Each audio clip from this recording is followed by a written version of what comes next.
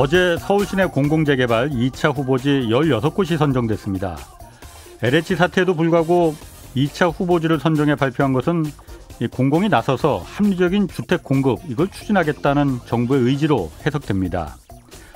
도심 주택 공급을 위해서는 현실적으로 재개발과 재건축 이거 필요합니다. 그렇지만 그동안의 재개발 재건축은 민간 조합과 민간 건설사 주도로 진행되면서 부작용이 발생했기에 이걸 공공기관이 주도해서 부작용을 막아보자는 것이 지난 2사 공급대책의 취지였죠.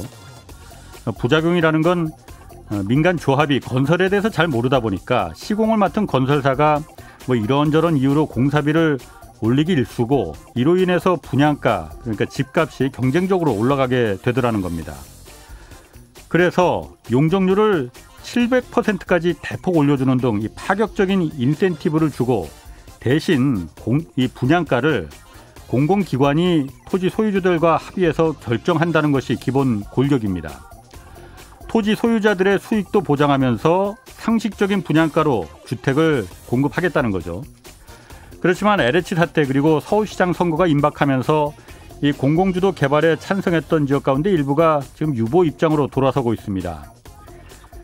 인센티브는 그대로 받으면서 분양가도 예전처럼 민간 조합이 책정할 수 있을 것이다. 이런 기대 때문이라고 합니다.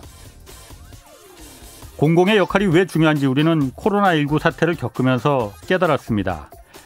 LH 사태로 실망했다 해서 그렇다고 다시 과거로 돌아갈 수는 없습니다. 네, 안녕하십니까. 경제와 정의를 다잡는 홍반장 KBS 기자 홍사원입니다. 홍사원의 경제쇼 출발하겠습니다. 유튜브 오늘도 함께 갑시다.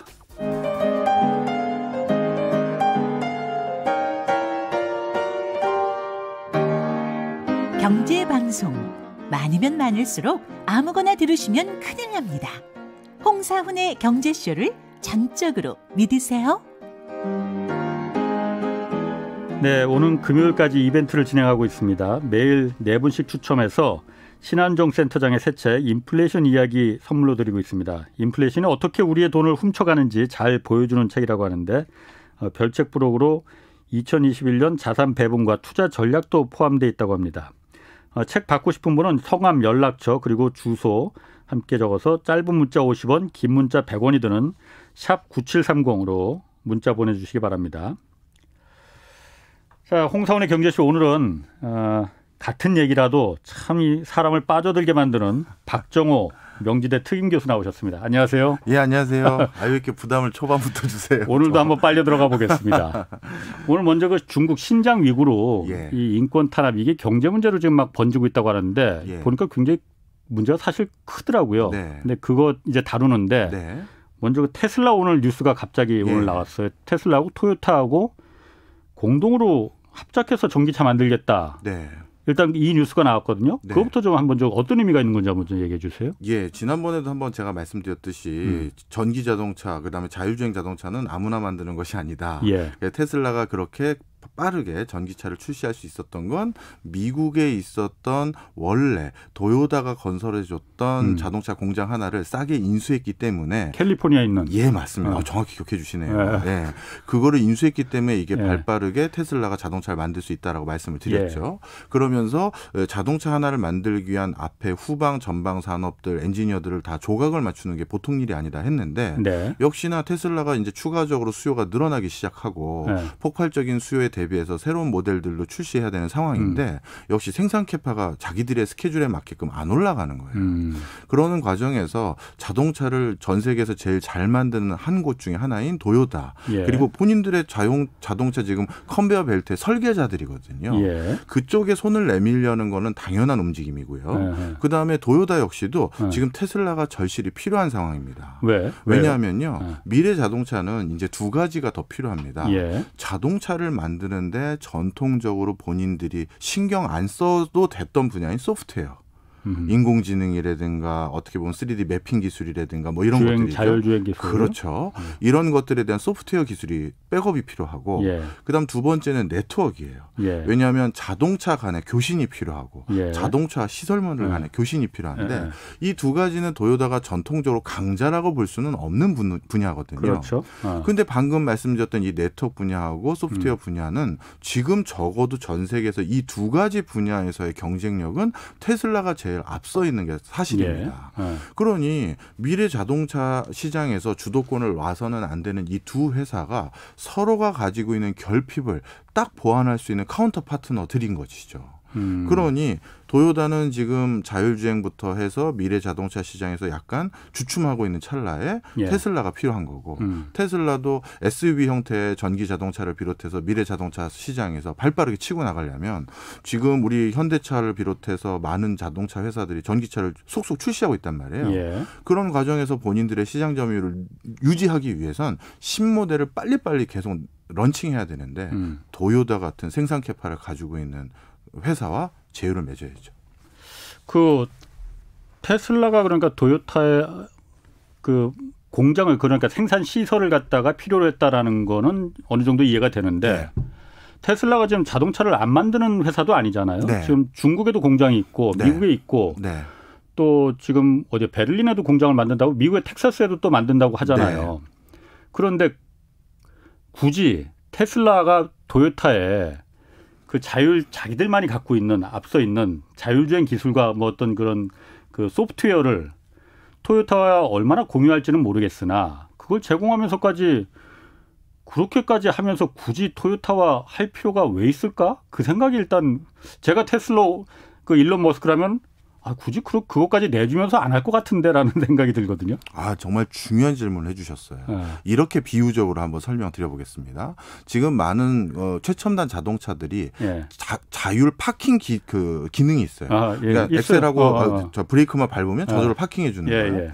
그런데 그 파킹 기능을 크게 둘로 또 나눌 수가 있어요. 아주 단순화시켜서 말씀드리면 하나는 말 그대로 근처의 카메라들이 주변의 엄폐물들을 확인해서 역학적으로 그러니까 메카닉하게 어떤 각도를 틀어서 어떻게 들어가서 어떻게 파킹해야지 이런 기술로 자동 파킹 기술이 있고 근데 테슬라가 하는 파킹 기술은 그게 아니에요. 인공지능이 사고해서 그걸 바탕으로 파킹을 하는 기술인데 그게 그거 아닌가요? 그냥 파킹해 주면 되는 거 아닌가요? 이렇게 생각할 수가 있는데 이게 전혀 진화 발전의 속도가 달라집니다. 그냥 역학을 바탕으로 각도 재고 속도 재서 어떻게 딱 넣으면 넣어지겠다라고 하는 거는 10년이 지나도 속도가 올라가질 않아요. 그런데 인공지능에게 여러 케이스 바이 케이스로 파킹하는 것들을 학습을 시키면 우리 사람처럼 운전이 익숙해지면 파킹하는 속도도 점점 숙달되잖아요. 어떤 분은 그냥 한 번에 뒤로 후진으로 탁 넣기도 하고 그렇지 않습니까? 바로 테슬라가 지향하는 바는 이렇게 인공지능 기술을 바탕으로 한 자동차 자체의 진화 발전이에요. 그러려면 이 인공지능 기술로 파킹도 잘하고 자율주행도 잘하려면 더욱더 더 많은 케이스 바이 케이스 데이터들이 모여져야겠죠. 그렇죠. 따라서 외연을 넓혀가는 과정은 테슬라 입장에서도 그렇게 손해는 아닙니다. 오히려 이렇게 될 수가 있죠. 테슬라가 원하는 것은 궁극적으로 이 모델일 수도 있어요. 지난번에 말씀드렸던 것처럼 휴대폰을 삼성 걸 사든 LG 걸 사든 그 휴대폰 안에 들어가 있는 OS는 안드로이드인 것처럼 자동차를 도요타 걸 사든 테슬라 걸 사든 결국 운전을 해주는 인공지능은 우리 테슬라 거다라고 했었을 때 그것도 남다른 비즈니스 모델이 될 수 있는 것이죠. 그러니까 일본의 그런 어떤 도로 지형이나 이런 데이터가 들어올 수 있다. 테슬라 입장에서는. 그렇죠. 그리고 더 중요한 건 본인들이 아무리 공장을 그렇게 짓는다고 천명을 해도 그게 계속 말씀드리면 쉬운 게 아니에요. 그래서 사실 3년 전에도요. 테슬라의 앨런 머스크가 뭐라고 천명했었냐면 파라소닉 지금 그 원통형 배터리를 쓰고 있었거든요. 그런데 3년 전에 분명 앨런 머스크가 뭐라고 했냐면 파라소닉 배터리 후지다. 그래서 우리가 배터리도 직접 생산하겠다라고 했는데 아직 못하고 있어요. 테슬라가 그냥 쌍용차 인수했으면 좋았을 텐데. 저도 우리나라 국민의 한 사람으로서 그런 바람을 갖고 있으나 모르죠. 기아차에서 EV6라고 그 현대 아이오닉 5에 이어서 기아차도 그러니까 이건 순수 전기차죠. 네. 그건 어떤 보셨어요? 예, 봤습니다. 뭐 곡선형으로 아이오닉 5랑은 좀 다른 이미지로 출시를 해놨더라고요. 근데 자동차 회사는 반드시 외형을 이렇게 바꾼 상태로 내부의 플랫폼과 내부의 부품은 똑같은 형태로 자동차를 듀얼로 생산하는 거나 뭐 아니면 3개, 4개로 생산하는 게 훨씬 유의미한 전략입니다. 좀 설명을 드리면요. 이거는 전기 자동차에서만 있었던 일이 아니라 그냥 우리 유연기관 자동차에서도 있었던 전략인데요. 예. 우리는 그 현대차의 아반떼하고 기아차의 K3 자동차 있잖아요. 그게 다른 차라고 생각하잖아요. 근데 껍데기만 다른 거고 내부는 똑같아요. 내부도 다르던데? 내부가 이제 안에 이제 인테리어가 다른 거지. 그 안에 들어간 부품들 있잖아요. 엔진에 들어간 부품, 동축에 들어가거나 뭐 이런 것들이 다 똑같습니다. 그 왜 그러냐면 부품 생산의 비용을 가장 절감할 수 있는 방법이거든요. 재고도 잘 관리하고요. 그러다 보니까 자동차 회사는 외관에 대한 사람들의 선호도는 다 기호가 다 다르잖아요. 그러니까 외관은 차별화돼서 만들되 내부의 부품은 공유하도록 한다면 훨씬 더 경쟁력 있는 양산체가 되는데 그런 차원에서 아이오닉하고 이번에 기아에서 새로 나온 순수 전기차 2개가 플랫폼을 같이 쓰고 있어요. 같이 공유한다 이거죠. 자, 그럼 본격적으로 오늘 그 중국 신장 위구르 지역 여기 인권 문제가 지금 엉뚱하게 뭐 나이키 불매 운동까지도 번지고 뭐 일파만파입니다. 뭐 핀란드까지도 또 번지고 뭐 그랬어요. 일단 중국 신장 위구르 지역의 그 강제 노동 여기서부터 촉발이 됐거든요. 이거 인권 문제다. 무슨 문제인지 간단히 모르시는 분들 많이 있을 거예요. 간단하게 좀 먼저 좀 설명해 주세요. 사실 신장 위구르의 인권 문제는 어제 오늘의 문제는 아니었습니다. 그럼에도 불구하고 이게 본격적으로 전 세계적으로 가시권에 들어왔던 가장 큰 이유는 신장 위구르에서 생산되고 있는 그 면화 그리고 인견이라는 것도 세계적인 산출지가 여기 신장 위구르인데요. 여기에서 생산한 면화라든가 인견이 뭐 나이키, H&M, 아디다스, 뭐 휴고보스 세계적인 옷 브랜드의 원료로 제공되는 그런 곳인데 여기에서 이 그 쉽게 얘기해서 이 강제 노동이 이루어졌었고 여성들의 인권 탄압이 이루어졌었고 이런 것들이 이루어지고 있다라는 게 이제 본격적으로 작년 뭐 하반기부터 보도가 되기 시작했습니다. 그때 트럼프 대통령은 그때 이제 임기 시절에 여기서 집단 학살이 일어나고 있다라고 얘기를 했었어요. 근데 이제 그 전에도 사실 여기는 인권 탄압이 많이 이루어지고 있었던 거는 다 알고 있었어요. 근데 이거를 세계적인 리더들이 왜 이거를 특히 미국 대통령이 입에 오르내리기 시작하면서 미국의 우방 국가들과 함께 이거를 지금 국제사회 이슈로 만들었느냐. 사실 그 모두 다 아는 이유죠. 미중 간의 무역 갈등입니다. 좀 설명을 좀 드리면요. 역사적으로 사실 이게 뭐 저만 역사를 얘기하는 게 아니라 외교라든가 뭐 IR이라고 부르는데요. 국제관계학 이런 것들을 전공하시는 분들은 역사가 거의 기본 과목 하나라고 보시면 돼요. 외교관들이? 외교관들이. 왜냐하면 진짜 어떤 맥락에서 지금의 흐름을 봐야 되는지를 판단을 할 수가 있거든요. 그런데 역사적으로 미국이라는 뭐 어떻게 보면 세계 최고의 어떤 강대국 거기에 대항할 법했던 나라가 한 4개 나라가 있었습니다. 저 1차 세계대전 이후부터만 따지면요. 영국이 하나 있었고요. 그다음에 두 번째는 소련이었고 그다음에 세 번째가 일본이었고요. 그다음에 이번이 중국인데 그런데 이 이전의 3개 나라들을 미국이 제압했었을 때 일본을 빼고 나머지 2개 나라를 제압하는 방식은 지금 중국의 이 신장 위구르의 전략과 똑같습니다. 뭐냐? 조각조각을 내는 거예요. 조각조각을 낸다. 영국 같은 경우는 한때 해가 지지 않는 나라라고 해서 전 세계 식민지를 많이 가지고 있죠. 그리고 지금도 커먼웰스라고 해서 영연방 국가라고 해서 전 세계 40여 개국 이상 되는 국가들이 뭐 나름대로 국제기구를 하나 가지고 있습니다.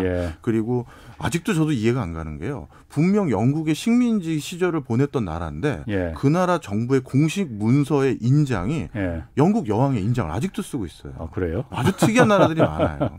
하여튼 그런 상황의 영국을 미국이 마지막에 마무리 치면서 제압하는 방법으로 이걸 다 쪼갰죠. 그리고 요즘 소비에트는 알겠고.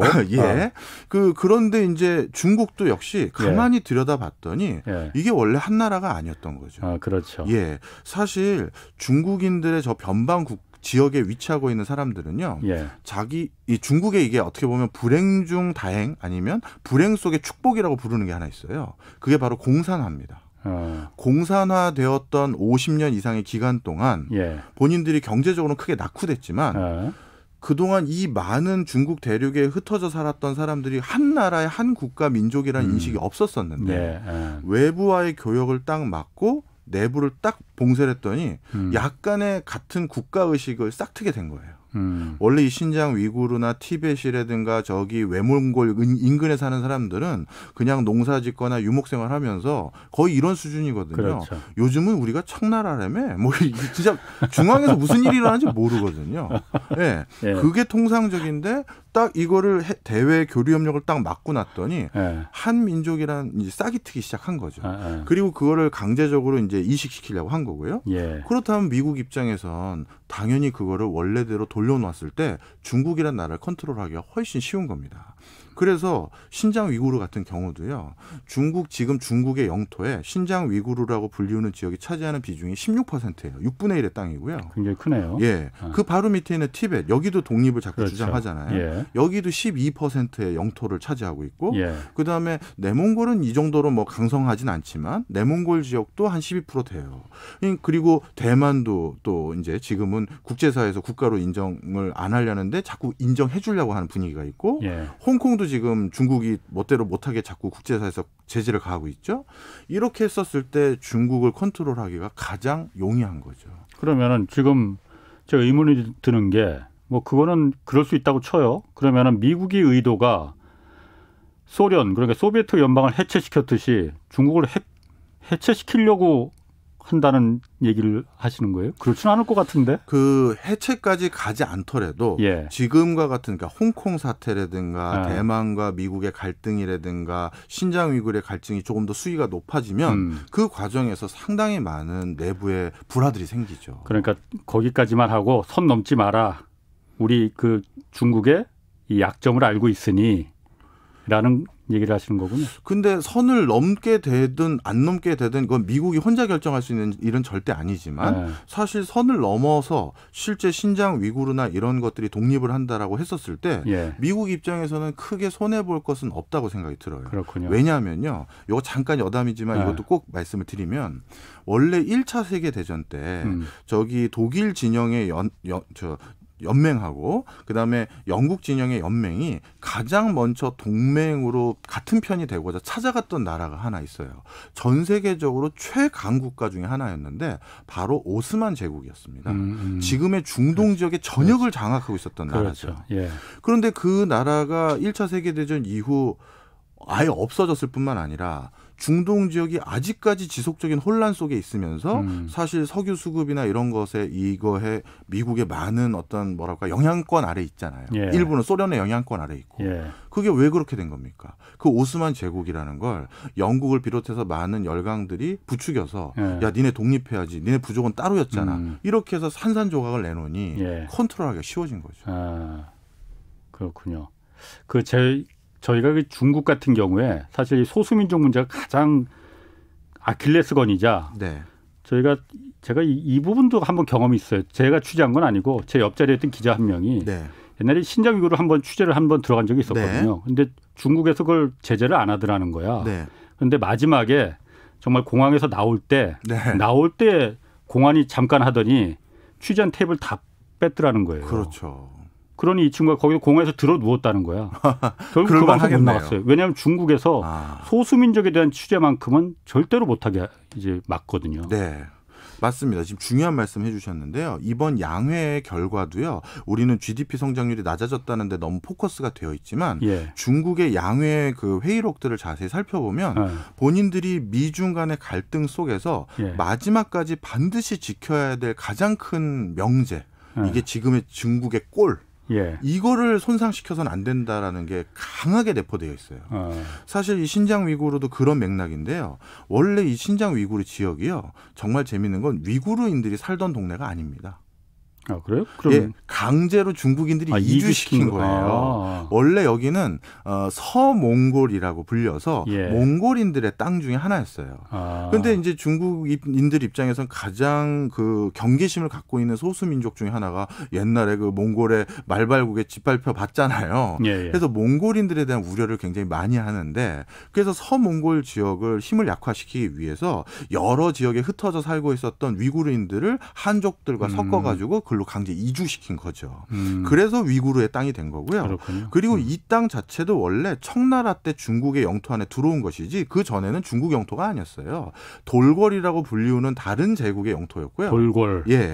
그래서 돌궐이라고 불리우는 다른 영토의 제국을 청나라 때 이걸 복속시키면서 이 신장이란 단어가 새로운 땅이란 뜻이에요. 아, 새로운 땅, 신장. 네, 새로운 땅을 우리가 확보했다. 그래서 이름이 신장인데 거기에 또 강제적으로 위구르 사람들을 또 이주시켰고. 그래서 신장 위구르. 그렇게 된 거죠. 오늘 또 하나 건져가네요. 자, 그래서 저도 여길 가봤었거든요. ODA 비슷한 사업 때문에. 그런데 그러다 보니까 진짜 언어도 다르고 생김새도 전혀 다르고 종교도 전혀 다르고 그리고 처음에 이 신장 위구르 지역이 2차 세계대전 끝나고 독립을 할 때 독립한 국가 이름이 있었습니다. 뭐였냐면 동튀르키스탄이었어요. 들어본 것 같은데. 왜냐하면 서튀르키스탄은 이미 저기 러시아에 복속이 됐었고 동튀르키스탄이 우리 쪽이다 해서 이제 여기 이걸 독립을 2번 시도했었는데 그때마다 중공에서 이제 막은 거죠. 그래서 독립의 열망이 아직도 굉장히 강하고요. 자, 그래서 이런 소수 민족들을 컨트롤하기 위해서 다른 데 이주시키고 그리고 한족과 일부러 가까이 지내게 만들고 그래서 일부러 한족과 결혼을 시켜요. 그럼 여러 가지 보조금 혜택이라든가 사업을 한다든가 취업을 할 때 우대를 해줍니다.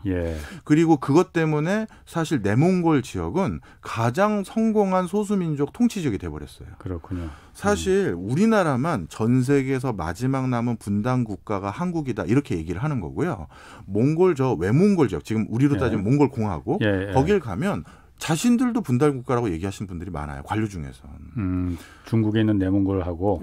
왜냐하면 거기도 우리 몽골인이고 몽골 언어 일부 쓰고 같은 명절 지내고 같은 곳에서 생활하는데 갑자기 소련하고 중공이 국경선 쌓아 그어버린 다음에 저쪽을 내몽골로 했다라는 거예요. 물론 내몽골하고 외몽골은 같은 몽골이지만 성향이 완전 달라요. 내몽골 국민들은 본인들이 한족과 가깝다는 걸 굉장히 자긍심을 갖거나 그걸 강조하시는 분들이 많아요. 그렇군요. 그게 왜 그러냐면 당연히 중국인들이 그 정책을 계속 쓴 거죠. 그래서 지금은 내몽골은 정말 많이 한족화됐습니다. 그리고 그게 물리적으로도 베이징에서 내몽골 자치구까지의 거리와 울란바토르에서 내몽골 자치구까지의 거리를 보면 베이징이 훨씬 가까워요. 그러니 우리 한족과 가까이 지내고 가까이만 놓으면 저 소수민족들을 완전히 제압해서 진짜 우리 중국의 영토 안에 완벽하게 포섭할 수가 있구나. 알겠습니다. 자, 역사와 지리는 이제 거기까지 가고 충분히 이해가 와닿으신 거예요? 다 그러니까 미리 준비하고 이렇게 말씀하시는 거 아니면 원래 알고 계신 거예요? 저는 이제 그 예전에 전에 국가기관에 일했을 때 KDI 계실 때? 그때 해외 출장을 되게 많이 갈 일이 많았었고요. 그때도 도움을 많이 받은 것 같습니다. 그냥 KDI라고 얘기해서 국가기관 하니까는 괜히 무슨 국정원 뭐 이런 거 그런 건 아니고요. 괜히 또 결례될까 봐 전 직장에게. 이번에 어쨌든 신장 위구르 지역에 거기 사람들을 이제 강제 노동시키고 거기 그 면화 만들고 이런 데 강제 노동시키다 보니까 이게 문제가 돼서 나이키가 거기 거 안 사겠다. 그러니까 나이키나 뭐 H&M 뭐 이런 이 섬유 브랜드들 여기들이 다 의문의 일패를 당했잖아요. 중국이 그러니까 맞불을 놨다면서. 그래? 맞습니다. 그럼 우리도 니들 뭐 거부해 뭐 이렇게 서로 지금 맞불이 지금 붙었단 말이에요. 이거 좀 그 상황도 좀 간단하게 설명해 주세요. 사실 이거를 무슨 불매운동이라고 우린 지칭하지만 원래 이것도 역사적으로 보면요. 무역전쟁의 첫 단추가 다 불매운동이에요. 그러니까 쉽게 얘기해서 신장 위구르 지역의 갈등의 고를 더 높이기 위해서는 바로 신장 위구르 지역에 있는 거주민들이 중국인들의 불편부당한 처우 때문에 우리의 그 직장을 잃었다. 이런 사회적인 이슈를 더 만들어줘야 되는 것이죠. 바로 그런 이유들 때문에 그리고 반도체라든가 5G라든가 경제적으로 뭐랄까 그 상당한 비중을 차지하는 걸로 벌써부터 전면전을 하기에는 약간 둘 다 주저하는 부분이 있어요. 그러니까 그런 건 서로 잼만 살짝 날리는 거죠.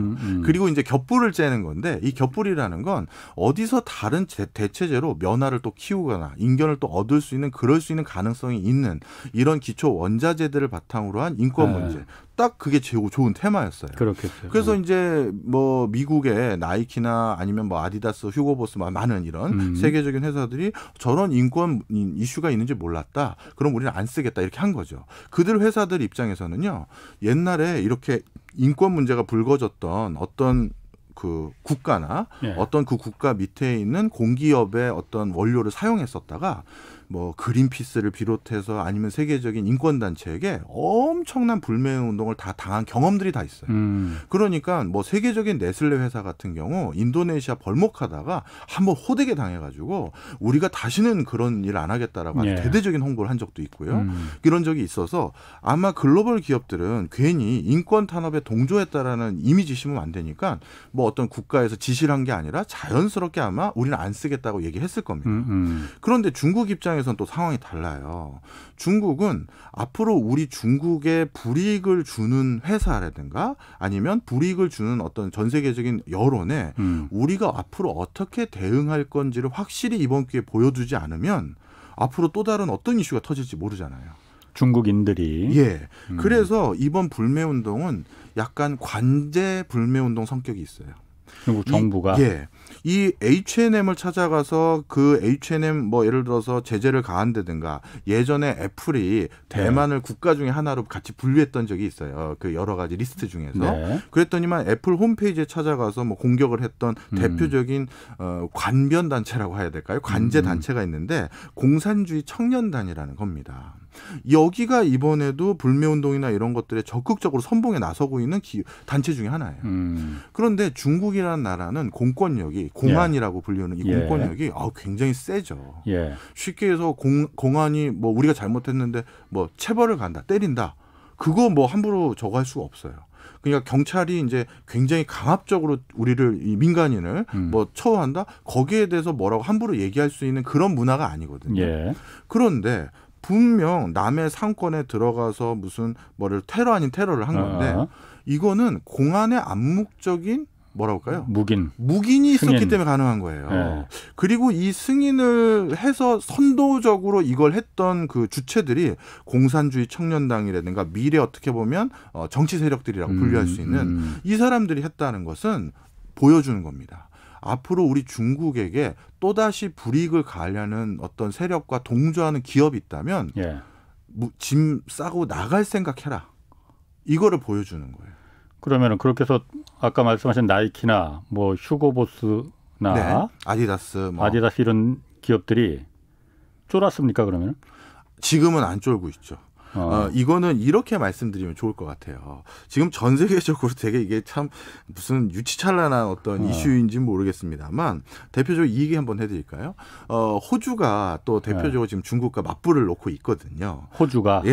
호주는 왜 또 호주는 거기 또 참전을 했어? 왜냐하면 이제 호주는 미국의 최우방 국가 중에 하나예요. 그러니까 미국이 신장 위구르 문제 제기하자마자 호주 총리가 똑같은 문제 제기하고 홍콩 인권 문제 얘기하니까 똑같이 하고 화웨이 제품 쓰지 말라니까 일주일 뒤에 호주 우리 안 쓰겠다고 하고 이런 스탠스거든요. 그런데 호주가 그렇게 하다 보니까 중국이 어떻게 했느냐? 중국은 호주산 철광석과 석탄을 가장 많이 사용하는 수입처예요. 맞아. 그런 적 있었다. 맞아요. 그런데 그거 우리 안 쓸게 한 거죠.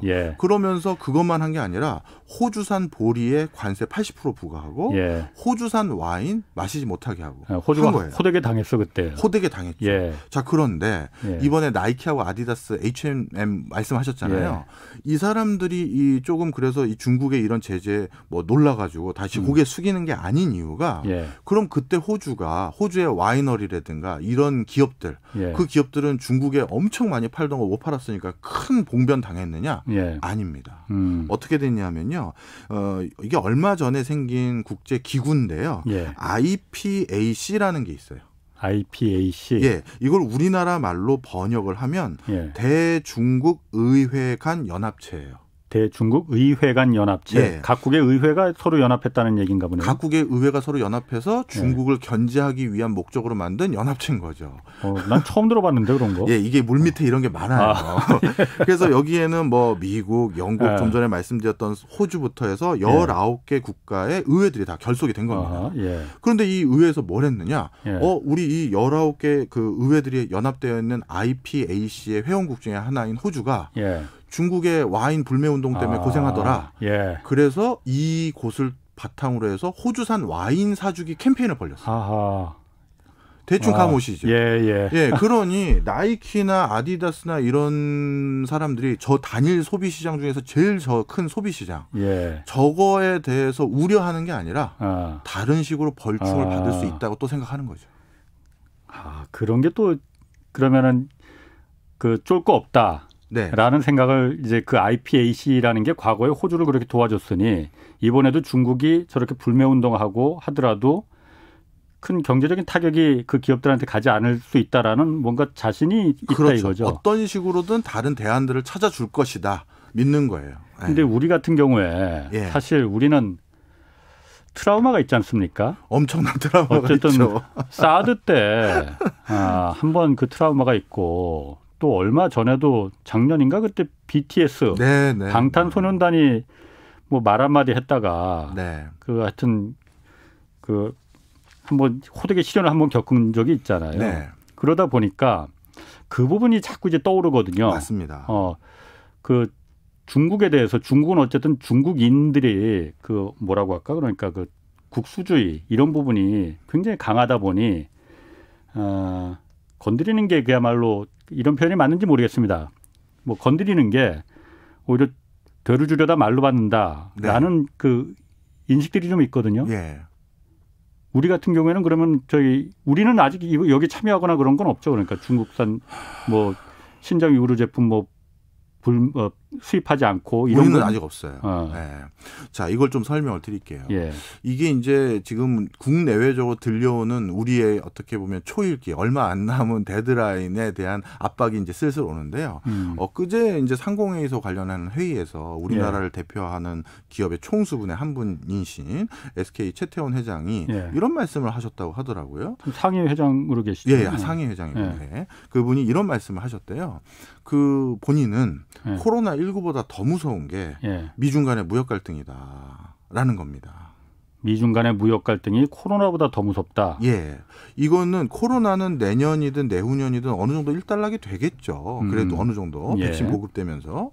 근데 미중 간의 무역 갈등은 이제 시작이고요. 본 게임은 아직 들어가지도 않은 것 같다라는 게 저를 포함한 많은 관련 공부하는 분들의 중론이에요. 그리고 그 수위는 점점 더 세질 거라고 보여지고 그럼 그 미중 간의 갈등은 언제 끝나느냐? 이게 뭐 10년이 갈지 20년이 갈지 잘 모르겠어요. 자, 이런 상황에서 그럼 어떤 일이 생기냐면 미국의 유력한 경제학자들 중에서는 뭐라고 얘기하냐면 한국의 많은 기업들은 어느 순간 미국에서 중국의 반도체 수출하지 마라라는 지시가 내려올 그런 시나리오까지도 대비해야 된다라고도 얘기하시는 분들도 있어요. 그러니까 지금처럼 아직 우리가 구현하기 전 단계였던 5G 화웨이 제품을 5G에 깔 때 화웨이 거 쓰지 말고 다른 뭐 유럽 제품이나 뭐 에릭슨이나 이런 거 섞어가지고 니네도 만드니 그걸로 깔아라. 이렇게 아직 투자하지 않은 거에 대해서 권고사항을 주는 수준이 아니라 지금 이미 비즈니스를 왕성하게 하고 있는 반도체라든가 디스플레이라든가 배터리라든가 이런 것들을 수출하지 마라라는 그런 극단적인 어떤 지침이라고 해야 될지 뭐라고 해야 될지 모르겠습니다. 협박이라고 해야 될지 그거가 내려왔을 그런 시나리오도 이제 슬슬 다들 대비해야 되는 거 아니냐. 이건 한국만 얘기한 건 아니고 다른 주변 국가들에 대해서 얘기를 하고 있는 상황이에요. 그러니 이렇게 우리나라 굴지에 반도체 회사를 가지고 있는 그룹 총수께서도 당연히 야, 이거 나 진짜 걱정된다라고 얘기를 공식 석상에서 말할 수 있는 수준까지 온 것이죠. 게다가 그럼 이런 선진 첨단 제품 부분에서만 문제가 되는 거냐? 이게 그렇지가 않아요. 아까 제가 원래 중국의 저 변방에 있는 소수민족들은 예. 그리고 중국의 여러 그 작은 자치구들은 우리가 청나라인지 중공인지 잘 모르고 살고 있었다고 말씀드렸잖아요. 예. 중국이 그걸 계속 놔두고 있을 리가 없겠죠. 예. 그래서 중국은요, 공교육 제도를 전부 개편해서 중국의 MZ세대, 그러니까 90년대생 이후 세대, 예. 이 세대들에겐 중화인민공화국에 대한 어떤 중국에 대한 인식과 자긍심을 고취시키는 교육을 정말 뭐 우리 옛날에 우리 그 방공교육 받았던 것처럼 국민교육 헌장인가 그런 거 받은 수준 이상으로 시켜놨어요. 그래서 지금 네티즌들이라고 불리우는 인터넷 상에서 조금이라도 중국에 대해서 폄하하거나 중국에 대한 인식을 본인들이 생각한 것과 달리 했었을 땐 그 공격의 강도가 굉장히 세게 들어옵니다. 정말 세게 들어와요. 예. 그게 그 교육의 효과고요. 앞으로 그 교육을 더욱더 공고히 하려고 해요. 그래서 홍콩 같은 경우는 이번에 법안을 바꾸고 나서 홍콩의 교사가 되려면요. 홍콩의 공무원하고 교사가 될 수 있는 전제 조건으로 뭘 명시해놨냐면 애국자여야 된대요. 애국자가 누가 애국자인지를 어떻게 이제 바인딩을 할지는 제가 모르겠습니다만 쉽게 해서 친중적이어야 된다는 얘기죠. 그래서 특히 교사를 넣었다는 거. 이게 굉장히 중요한 메시지예요. 아이들을 그러니까 교사가 솔선수범해서 그걸 가르쳐야 하는 거죠. 아까 말씀하시기를 그 최태원 그 상임의장이 미중 간의 무역 갈등이 더 두렵다라고 하는 부분이 제가 이해가 되는 게 제가 예전에 얼마 전에 그러니까 그런 얘기를 들었는데 트럼프 때는 미중 간의 무역 전쟁이라는 게 1대1의 싸움이었잖아요. 네. 트럼프는 사실 우방을 별로 그렇게 중요하게 생각하지 않았잖아. 방위만 그 터무니없이 더 내라고 하고 그게 무슨 우방이야. 뭐 그러니까 차라리 그때가 편했다. 그냥 미국은 1대1로 그야말로 중국과 이른바 맞짱을 뜨려고 했으니 우리가 그야말로 그렇게 신경을 안 써도 됐는데 바이든 행정부는 동맹을 중시한다. 같이 싸우자라고 지금 하는 거 아닙니까? 맞습니다. 그렇기 때문에 우리한테 선택을 이제 요구할 거라는 거죠. 그렇죠. 같이 갈 거냐 아니면 미국 편에 쓸 거냐 중국 편에 쓸 거냐 지금 정해라. 선택하라는 거죠. 그 부분이 아마 그 최태원 의장도 그 상임의장 회장도 이 선택의 갈림길에 있으니 어느 쪽을 선택해야 될지 좀 그 곤란할 것 같아서 아마 그런 얘기를 한 것 같아요. 제가 생각해도 그렇습니다. 말씀하세요. 특히 이 과정에서 더더욱 이제 걱정되는 건 이제 자칫 잘못한 어떤 우리 입장에서는 솔직히 끝까지 줄타기를 해야죠. 가능한 한 편에 끝까지 안 편을 먹고 양쪽에 팔 것 계속 팔고 양쪽과 우호적인 관계를 계속 갖고 이게 중요한 거죠. 당분간은 버퍼를 늘려야 되니까요. 그런데 우린 사드 때 한번 호되게 당해봤잖아요. 그런데 앞으로는 이게 더 강도가 높을 것 같고요. 그리고 앞으로 강도가 높은 과정에서 중국에서 그렇게 만들어버릴 가능성도 높아요. 반한 정서. 반한. 자, 이것도 간단히 설명드리면 이것도 오늘 이상하게 역사 얘기를 좀 많이 드리게 되네요. 또 좀 살짝 빠져들고 있어 지금. 예전에 이렇게 한번 우리 또 기억을 반추해 보시면 좋을 것 같은데요. 예전에 우리 사회에서 정말 뜨거웠던 문제 중에 하나가 일본 문화 전면 개방. 기억하실 겁니다. 어렸을 때. 그때 일본의 애니메이션, 일본 음악 이런 노래도 들어오고 그랬었어. 이걸 만화 영화부터 해서 전면 개방하는 거에 대해서 우리 사회에서 정말 뜨거웠어요. 그러다가 문화적으로 일본에 복속된다라고 하면서. 자, 그런데 결과가 어떻게 됐느냐? 지금 오히려 K-팝이 전 세계로 알려지고 한국 영화가 오히려 자리매김했지 일본 문화는 전면 개방됐지만 뭐 제대로 자리 잡은 게 별로 없어요. 오히려 만화책도 우리가 더 잘 나가고 있고요. 자, 그런데 이게 왜 그런 거냐면 국민소득이요. 1만 불 이상 정도로 올라가면 어떤 움직임이 생기냐면 자국 스타에 대한 니즈, 자국 콘텐츠에 대한 니즈가 훨씬 더 높아져요. 바로 우리나라가 그 언저리쯤에 뭐 의도건 의도하지 않았건 일본 문화를 전면 개방해서 자연스럽게 일본 스타가 있긴 있지만 우리 한국의 노래를 듣고 한국의 스타에 더 열광했던 거죠. 그런데 지금 중국이 어떤 수준까지 와 있냐면 국민소득이 딱 1만 불 조금 안 돼요. 9천 달러 좀 넘거든요. 그러다 보니 이제 중국에서도 슬슬 어떤 기저가 생기기 쉬우냐면 한국의 스타, 한국의 드라마, 한국의 노래가 아니라 자국의 스타, 네. 자국의 드라마, 자국의 노래에 대한 열망이 조금씩 더 높아지는 그 변동기 사이에 와 있는 거예요. 예. 그런데 이게 한 번에 확 갈 수 있는 그 계기를 우리가 만들어버릴 수가 있어요. 빌미를. 아까 말씀드렸던 것처럼 중국의 청년들은 자국의 어떤 국가의 자긍심이 굉장히 높은 교육을 받아왔는데 한국의 아이돌 그룹 하나가 실수든 아니면 의도했던 간에 자기 개인 생각이든 간에 신장 위구르 친구들을 걱정합니다라고 한다든가 뭐라고 하는 순간 그거를 핑계 삼아서 한국 콘텐츠와 관련된 것들에 대한 또 수입 금지라든가 뭐 차단이라든가 불매운동 이런 게 일어나는 순간 아주 자연스럽게 지금은 중국 쪽 콘텐츠 시장이 중국을 확 잡을 수 있는 제일 숙성 단계까지 와 있는 거예요. 중국 쪽 콘텐츠가 중국을 잡는다. 네. 그러니까 콘텐츠가 부실하면 어차피 불매운동을 해도 성공이 잘 안 돼요. 이렇게 보시면 돼요. 우리도 일본 제품에 대한 불매운동을 예전에도 여러 번 했었어요. 한일 합방 한다고 했었을 때도 불매운동 했었었고 90년대도 독도 망원 있을 때마다도 또 불매운동 했었는데 그때 불매운동은 다 11천화가 안 됐었어요. 왜 그런지 아시죠?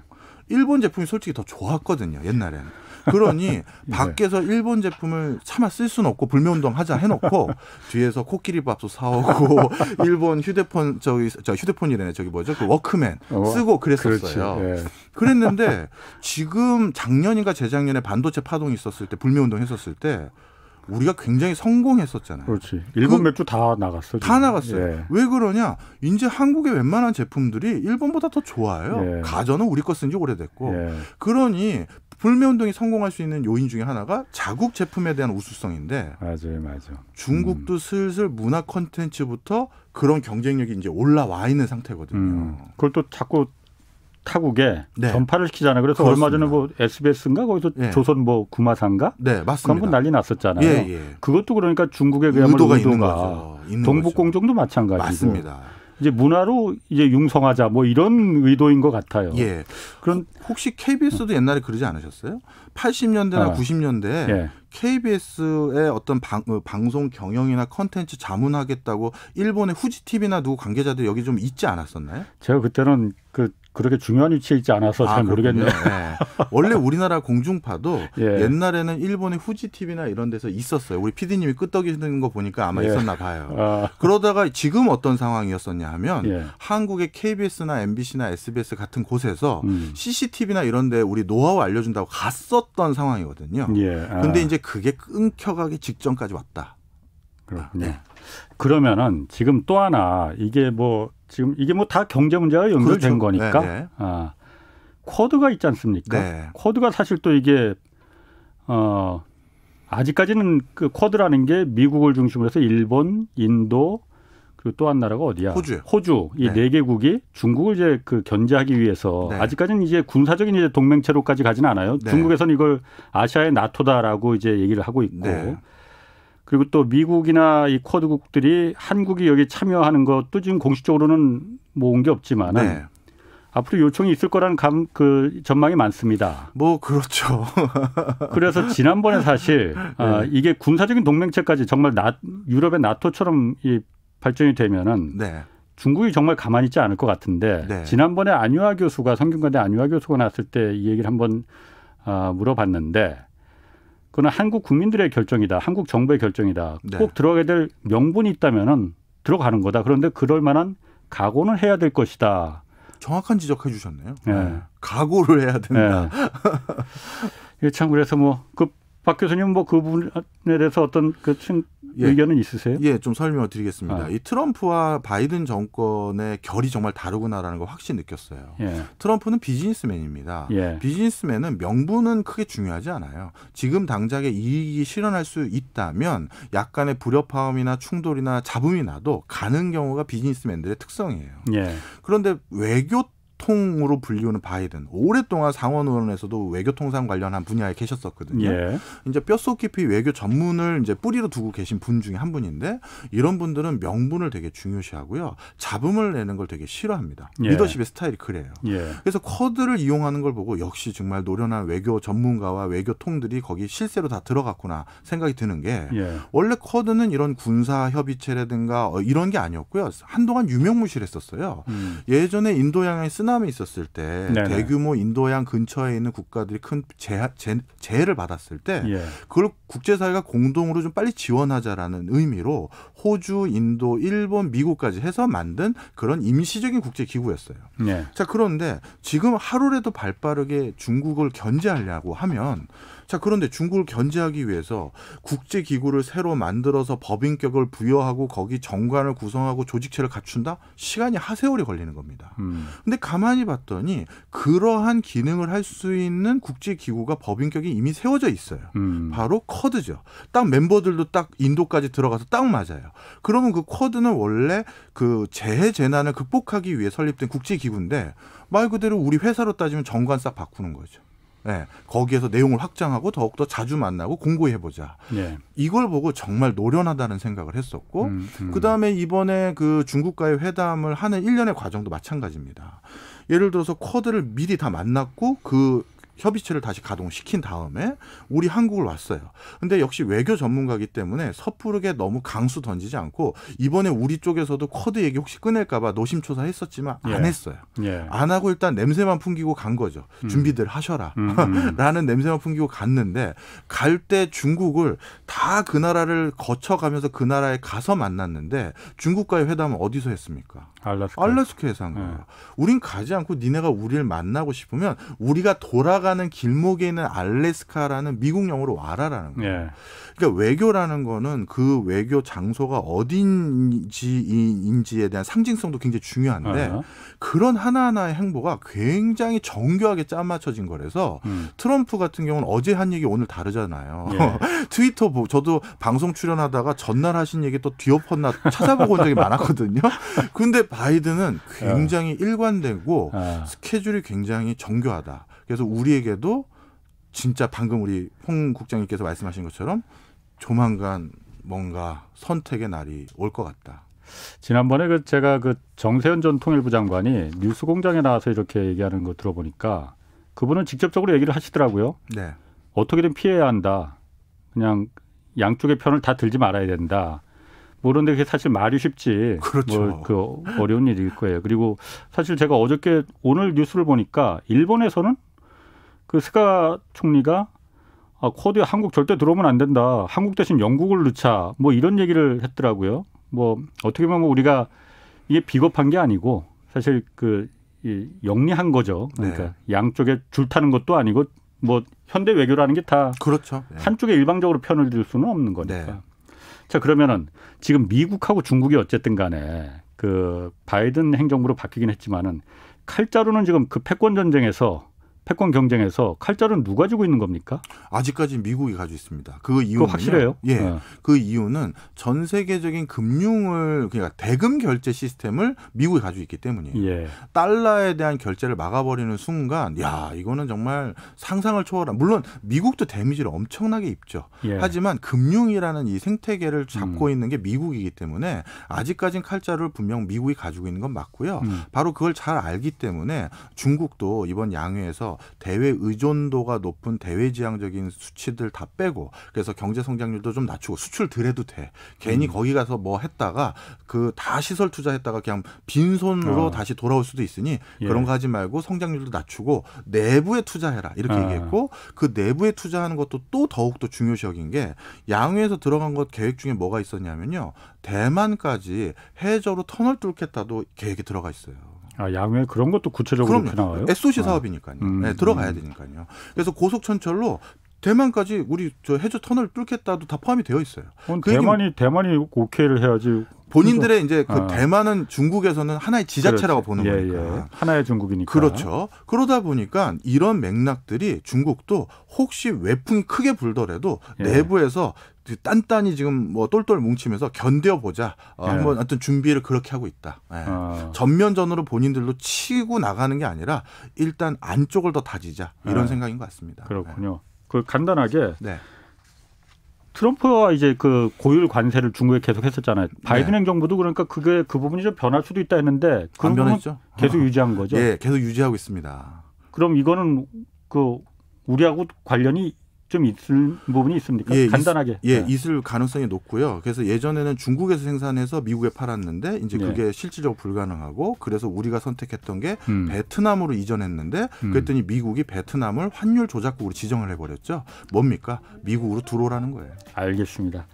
아이고 오늘도 잘 빠져들었습니다. 오늘 박정호 명지대 특임대 교수 함께했습니다.